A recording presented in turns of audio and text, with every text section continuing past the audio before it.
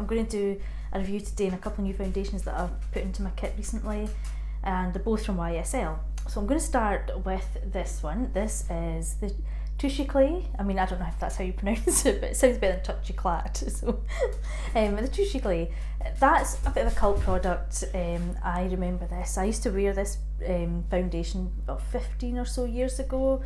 I mean, it's been around for a long time, this foundation. I loved it. It used to come in a different kind of bottle, though. It used to come in it wasn't glass. It was kind of like a plasticky bottle, and it had a brush on the end, and you twisted it up, a bit like the under eye thing. Oh, I can't remember what that's called. You know what I mean, though. That again, that's another cult classic. And you twist it, and it comes up. Well, that used to be very similar. So I tried this out. I did struggle to get my shade, I guessed, and it's a bit light for me, this one. And that's B10.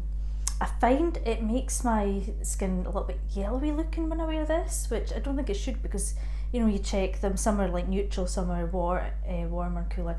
I think there's a pink toned one. I'm sure this shouldn't do that, but it does make does look a bit yellow on me, so it's not quite the right shade, but I find it's still got the same scent as it did like years ago. So if you don't like things that are scented, a lot of people don't like foundations that have a scent in it. It's not overpowering or anything. I mean, it's just exactly the same as it used to smell. It's not overpowering, but if you don't like a scent in your foundation, just to think about that. I love it. It's got the pump top. As you know, some foundations you have to buy that separately, which is really, really annoying. NARS, I'm looking at you. The worst for that, you have to buy a pump separately. I don't really still do, but last time I bought it was a long time ago, but you had to. So I really do like that foundation. I mean, I remember it from years ago. It sort of brings back memories, the smell of it and things like that. I don't like it on my skin as much as I did 15 odd years ago. Obviously my skin's changed. I think my skin's better now, but I can't remember back to 15 years ago what my skin was like. I find it quite a heavy foundation on. I find it, when I put it on in certain areas, it was a bit patchier, and my skin's not dry now. It used to be quite dry, but it's not really that dry at the moment. So I don't know what it was. I just felt it went on a bit cakey, and I'm thinking, but it's not really meant to, because it's meant to be quite such sheer, well, I think it's meant to be sheer coverage, that one, or is it? Maybe it's not actually, but the coverage of it was just, I felt it just didn't sit. It sat on other areas of my face fine, but not everywhere. So I like it. I do like it, and I think it worked for some people, but it didn't really work great on my skin. So I'm going to go on to the next one that we're going to review now. This is the new one, the All Hours. Now I think this is quite, I say new foundation, I'm talking a few years, but it's new to me. I haven't used it before. I know a lot of makeup artists do, and they talk about it. It's meant to be really good, but I've just really recently bought it. It actually is the one I'm wearing at the moment. I love it, absolutely love it.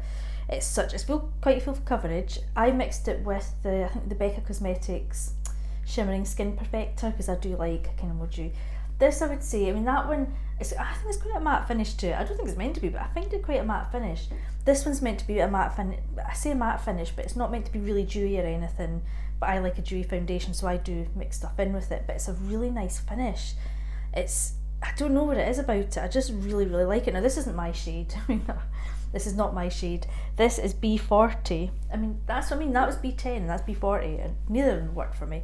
But I find this one, I can get away with it more, I can sort of, bring it down a bit and hide it and that, but I do find it's got more, I look more kind of alive when I wear this, whereas with that other one I look quite yellow, so not the same. So definitely, I love this.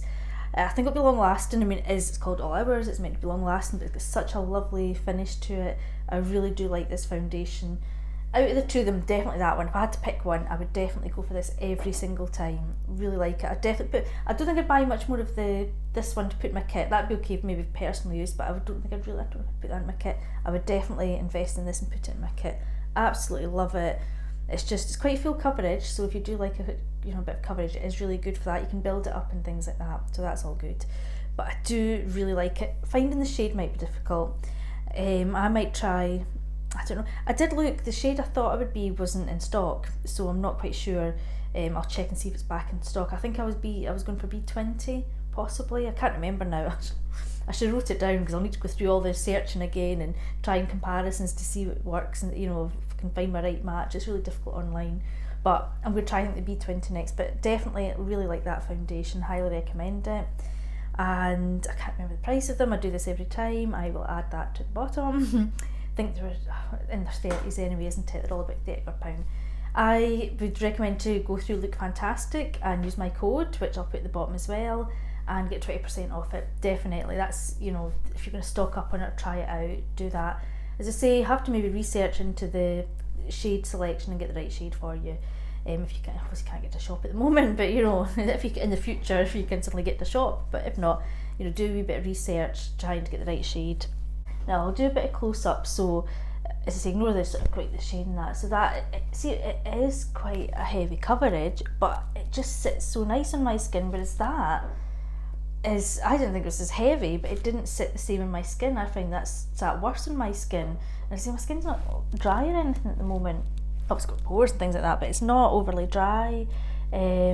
So that's kind of close up of it. As I say, it's quite full coverage. So that's it. Great. Thanks very much for watching, and I'll do another one again soon. Thanks. Bye.